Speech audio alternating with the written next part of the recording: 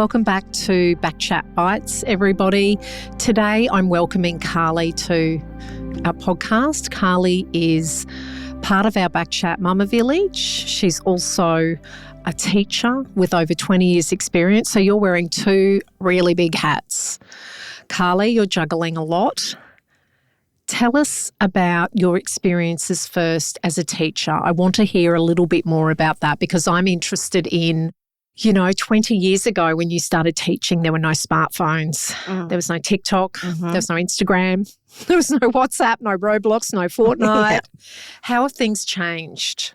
So as a teacher, I've seen young people really struggling on a daily basis, not just academically, to keep up with the learning of their peers, but also a decline in their well-being when they're struggling with their learning and their self-view of themselves, not believing in themselves or not seeing themselves as a learner when they've clearly have some difficulties that maybe haven't been picked up on either by the parents or the school community. And so then they become really disengaged in learning and they end up developing some antisocial behaviours, and that's their sort of coping mechanism to be seen by others, because getting any attention, even if it's bad, is better than getting none.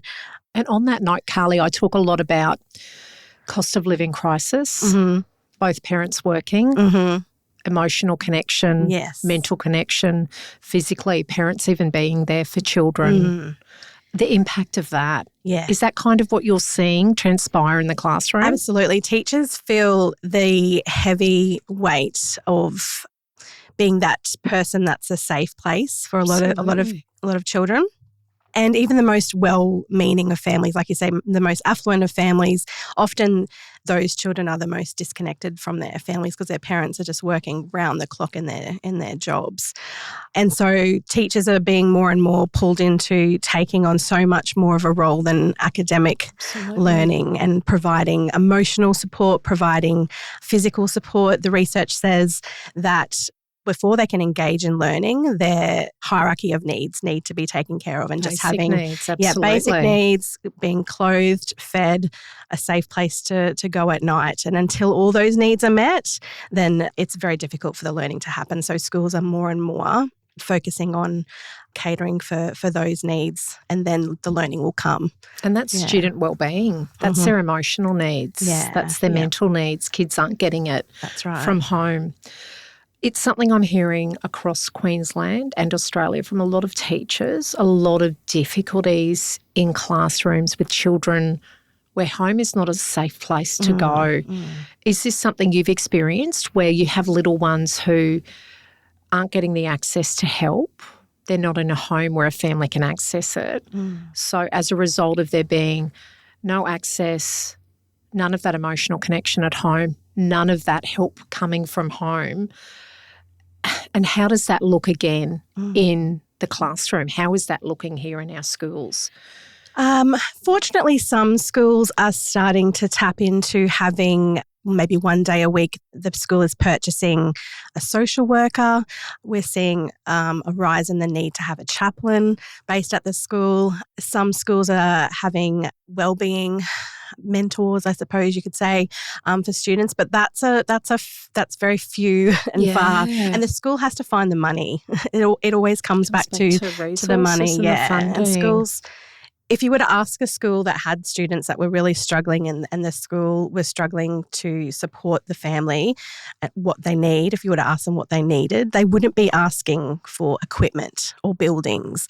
They would be asking for more people. They'd be asking for more teacher aides, more support teachers, inclusion teachers. More human resources. More human resources. That's where the critical need is in schools. Absolutely.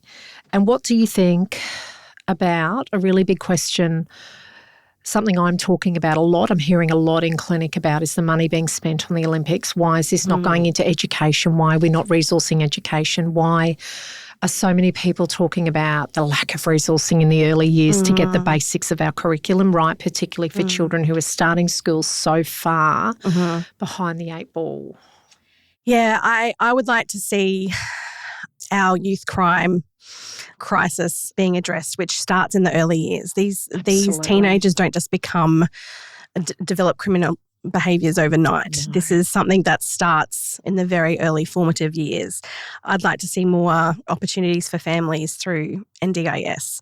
Too many families are being either stripped of their packages, or families not being, of children who have what would be deemed as a milder, like ADHD isn't enough to, be able to, on its own, to be able to access the supports that you need.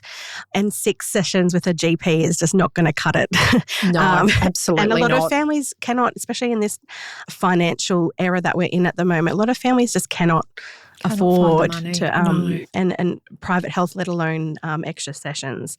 I'd like to see schools supported with more human resourcing. I think the free kindy is a step in the right direction. More initiatives like that. We're finding a lot of children are coming into prep and they've had no formal schooling, and that really doesn't set them up for success in their schooling life, and they really struggle that first year. And it takes away from the early identification too, doesn't it? Absolutely. It's just another missed step along the way, yeah. And it's interesting you're talking about that human resourcing, because that's what I'm hearing constantly. We need more people on the ground. We need more people connecting with children who aren't getting it at home. We need to get the basics of literacy right, not increasing the school curriculum, maths literacy, reading. We need to get these basics right for children. And I'd like to see more specific purpose schools. So schools that aren't, we've just got this whole group of children who just are not made to fit into our mainstream schooling system. And there's far too few specific purpose schools that cater for those disengaged students as well. So I'd like to see schools that cater specifically for these at-risk for the students. At-risk children, absolutely. In the primary years as well. The schools that we do currently have in the system are usually catering for our teenagers, but we've got plenty of children in primary school who either don't fit into a mainstream primary school, but they also, it's not the right fit for them to be in a special school either. So there's nothing in between. Absolutely. And I've wondered that myself, if we should be building schools now for children who are falling between the gaps. That's right. Because they're so disadvantaged. I've heard of parents as well that are frustrated with that gap, and they've just decided to put their careers on hold and to homeschool. And then that's no good for the well-being of the child or the parents either. So that's not a sustainable option either. Not at all. So if you were Premier for a day, what would be the first thing, or what would be one of the top things that you would do as a teacher? I'd like to have every school have a significant increase in funding to access speech therapists, social workers, more guidance officer time, more inclusion teachers,